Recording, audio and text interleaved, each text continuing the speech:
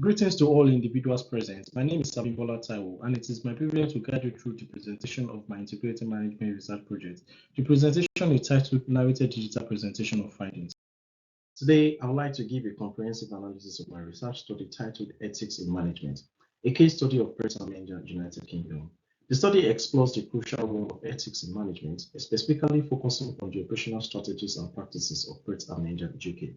In today's competitive market, it is essential for leaders to embrace ethical objectives and align their management and behavioral strategies with the organization's core values. The primary aim of this research is to undertake a comprehensive evaluation of the significance of ethics in management at Pratt& Menger UK and its profound impact on the performance and reputation of the organization. The study aims to achieve the following objective. First, to thoroughly examine and assess the ethical dilemmas faced by Pratt& Menger UK along with the management practices implemented to address them. Secondly, to analyze the strategies employed by the management to effectively confront ethical challenges within the organization. Subsequently, the third objective is to investigate the profound influence of ethical decision making on the organization culture, customer perception, brand image, and long-term sustainability of Pratt& Menger UK. And lastly, to propose the recommendations aimed at enhancing ethical practices and cultivating a resilient ethical culture within the management framework of Pratt& Menger UK. The preferred qualitative data source for this study will be secondary data sources, which refers to information that has previously been collected and analyzed by another individual.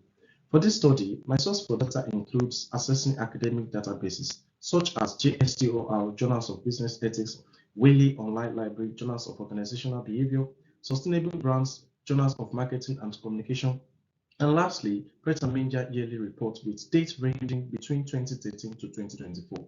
The purpose of accessing these databases is to gather qualitative data related to ethics in management and the specific case of Pratt& Menger UK. Choosing secondary data collection approach is considered appropriate for this study as it enhances precision and already possesses a certain level of reliability, trustworthiness, and eliminating the need for the researcher to reassess them. Using a Prisma table, I would like to provide an in-depth explanation of the methodology utilized in collecting my data. The data collection process is comprised of three distinct stages, each involving specific steps and criteria. The initial stage involved the identification of pertinent data through the utilization of targeted keywords. Specifically, my focus was on retrieving information related to the ethical dilemmas faced by Pratt& Menger, the strategies implemented by the organization to tackle these issues, and the overall impact of ethical decision making on the company's operation. This information was extracted from an extensive database such as Google Scholar, GSTOR, Statista, and lastly, Pratt& Menger yearly reports. Moving on to the second stage, I conducted a meticulous screening of the gathered data.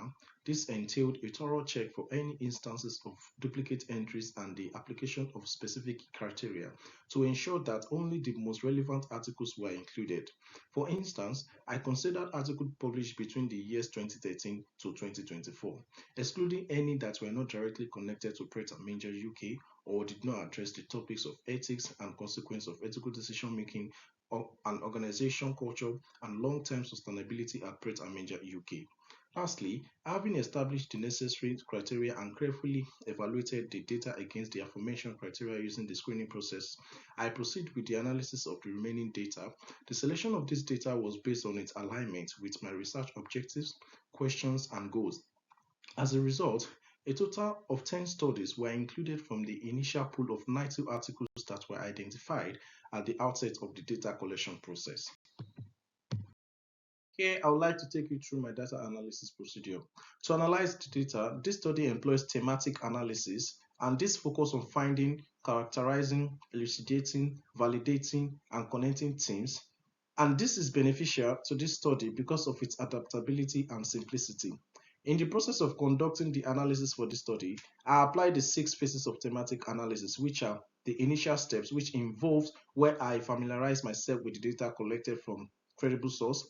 This allowed me to immerse myself in the data and to be able to identify potential codes. Subsequently, after getting familiar with the data, I then engaged in the process of rereading the data to identify initial codes, utilizing open coding to ensure that no important codes were overlooked. Once the codes were identified, I organized them into clusters to form categories and discern patterns and themes. Following that, I proceed to revisit the data to search for additional themes that aligned with the research question, as well as pertinent theories and the literature review. Moving on, I conducted a thorough examination of the themes and appropriate names were assigned to them in preparation for the final write-up. Finally, I proceeded with the task of writing up the analysis, incorporating the identified themes and their respective findings. Here, I'll be taking you through my data analysis and findings of Objective 1. The first objective of this research is to identify the dilemmas faced by Pratt and Manger and its management practices. During the research, the first problem identified at Pratt and Manger UK was the idea of emotional labor, where employees are expected to always be cheerful when dealing with customers, and they are closely watched to make sure they meet this expectation. They are forced to be charming, confident, and put the customer's satisfactions above their own well-being and mental health. In this situation, Pret and Manger made it very clear to the workers that they are not allowed to show negative emotions or a lack of genuine interest. Another problem discovered was that Pret and Manger was flooded with complaints about their drink subscription services. Pret and Manger launched a subscription in September 2020 to boost sales during the COVID lockdown, stating that for £20 a month, customers can enjoy unlimited hot and cold drinks. However, many customers are frustrated because they often can't get their favorite smoothies. This in turn puts a lot of pressure on the staff who already feel overwhelmed. The excessive demand for smoothies and fraps have also caused low morale among the staff. Furthermore, according to my findings, Pret Manager was also dealing with a crisis following the unfortunate death of two customers who had severe allergic reactions to their products. The company is facing criticism for its low response and insufficient labeling of allergens on their packaging. In addition to this, Pret have been involved in other controversies such as importing partially baked bread from France and accidentally serving sausages to a vegetarian customers during breakfast.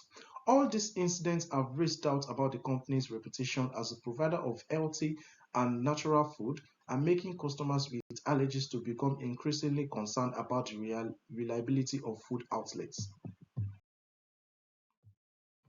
Here, we'll be going through the data analysis and findings for Objective 2, which is analyzing the strategies employed by the management of Pret and Manger UK to address ethical challenges within the organization. According to my findings, to counter all the problems faced by Pret and Manger UK, being that they have over 400 locations across England, Wales, and Scotland, the first strategy was shifting focus on sourcing 72% of their ingredients locally and made a move to make their packaging materials 75% eco-friendly.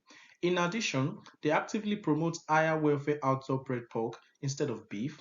Also, they ensure that their eggs are free range, milk is organic, and fish is sustainably sourced. Furthermore, Prince's plant-based option and hot beverages are now being made from organic ingredients. However, apart from their sustainable practices, Pret donates more than 50% of their excess food to charity and food sharing platforms to counter food waste. The research also made discovery of some strategies made by Pret and Manger concerning their employees. They improved training and capacity building, giving chances to 95 colleagues who received updated training on modern slavery in 2019 through an online course.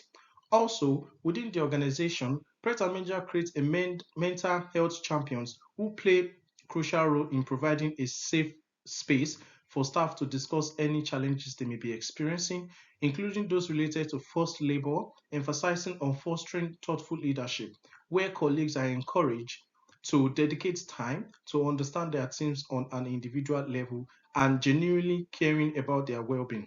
In addition, in 2022, there was a significant increase in wages for shop teams with an average increase of 6% in every April. This was also followed by an additional 5% increase in December. Furthermore, the 5% increase in December was also granted to all employees in the support centers, providing financial support to their staff. Also, Pret and Manger provided free training for a total of 16,916 employees in Pret Equity and 1,066 employees in franchise shop. Pret put an end to the usage of polystyrene cutleries and opted for recycled paperboard sourced from sustainable managed forests.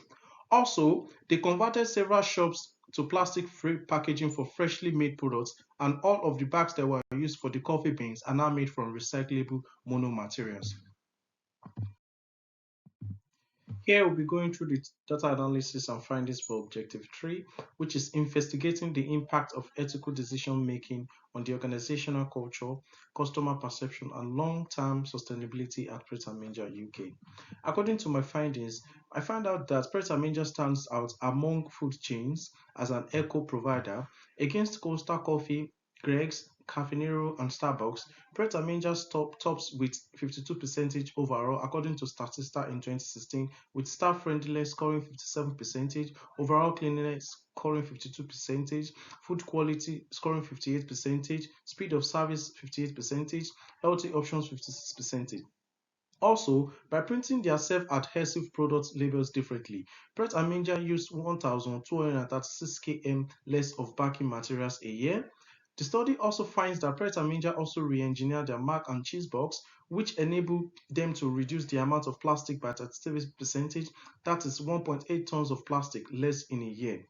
Pret& Manger also implemented a global allergen policies in all markets, which makes it easier to consolidate all its allergen-related policies into one document. As mentioned earlier, they have also provided allergen trainings to all colleagues in the UK through an online training platform, making it easier for their staff on what to do with customers with allergies.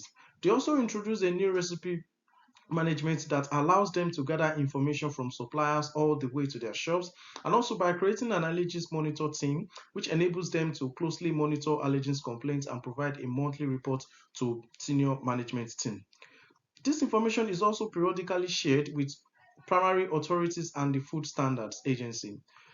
Most importantly, by making it easier for customers to access the allergen information, it gives the customers reassurance in Pret& Manger's products. And lastly, by updating their allergen warning stickers in shops and added a QR code in a more user-friendly format, this enables customers to easy access of the allergen guide.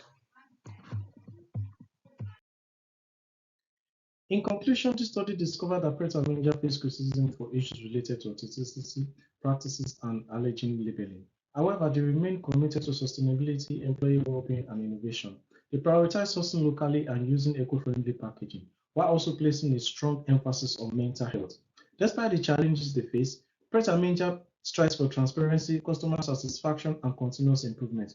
However, their mandatory containment system has raised doubts about their authenticity, and also, customer complaints have, have highlighted the need for improvement in the available drink options and staff morale. Valid criticism has been directed towards their slow response times and insufficient allergen labeling. Nevertheless, Pret& Manger demonstrate their dedication to sustainability through their sourcing practices and use of eco-friendly packaging. They also offer plant-based options and prioritize mental health and supportive work environment. Here, I'll be taking you through recommendations based on Objective 4 and overall research findings. To enhance ethics in Pret& Manger's management, the following recommendations are suggested. The first one is transparency. They need to provide a clear and accurate information to customers and employees regarding ingredient sourcing, food preparation, and employee treatment. Second one is employee well-being. By fostering a supportive and inclusive work environment, ensuring fair treatment and growth opportunities for all employees. The third one is accurate allergen. Taking immediate action to provide accessible and precise information about ingredients for customers with allergy. The fourth one is quality control. By establishment of rigorous measure and regular audits to maintain consistent quality, addressing misleading term, additive, and incorrect food options. The fifth one is swiftly address customers' complaint by prioritizing prompt and effective response to customer complaint, particularly regarding unavailable drinks and other issues. I believe by implementing this recommendation, Pret& Manger can bolster ethics, cultivate customer trust, and foster a positive and transparent work environment. Here, I'll be giving a reflective evaluation on my research project using the Gibbs reflective cycle. In the beginning, the description stage helped me identify the mistakes I made in my first submission. When I received the grade for that submission, I felt negative emotions, but it also motivated me to correct my mistakes. During the evaluation stage, I tried to understand why I made those mistakes, such as poor time management and not proofreading my work carefully. In the analysis stage, I carefully reviewed the feedbacks and watched tutorial sessions to improve my work. This helped me understand the importance of proper planning. In conclusion, I realized that the mistakes and feedback from my first submission are opportunities for growth. If I were to do this again, I would use the experience and knowledge gained from this project to improve my work in the future. Thank you very much.